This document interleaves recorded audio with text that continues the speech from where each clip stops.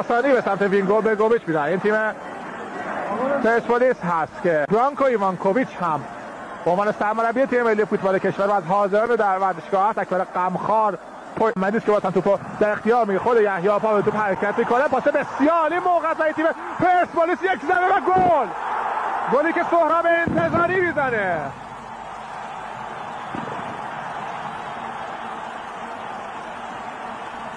پیروزی یک، برق شیراز 3 و این مرد حالا احساس آرامش میکنه. سهراب انتظاری، کاظمیان پشت محوطه منتظر توپ است. دایی هم هست.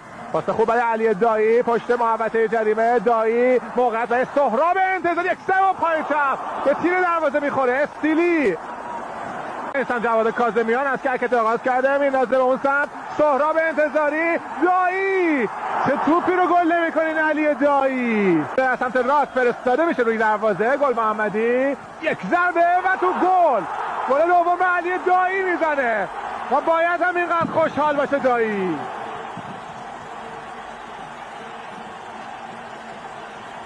یک باری با هم نگاه میکنیم. این توپ سرگردانی است که علی دایی بدین شکل با این ضربه در گوشه دروازه قرار میده. پیروزی یحیی گل محمدی، سانت بلند روی دروازه. علی دایی مهار سینه میکنه در محوطه جریمه و پنالتی. اعلام پنالتی واسه محمدی در دروازه. دایی و گل. گل سوم برای تیم پیروزی و گل نهم برای علی دایی.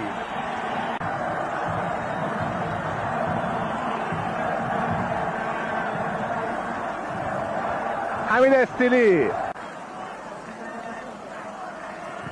یک از راه دور، این بار دیگه توپو میگیرین.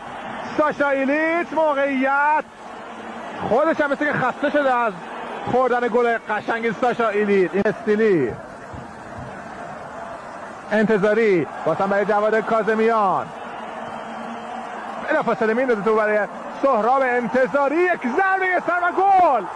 گل چهارم رو سهراب انتظاری میزنه.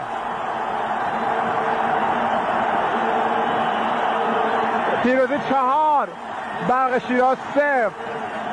نگاه میکنه سانت جواد کاظمیان، غلامرضا توپو ناقص دفع کرد و سهراب انتظاری از خروج بی موقع عباس محمدی استفاده کرد.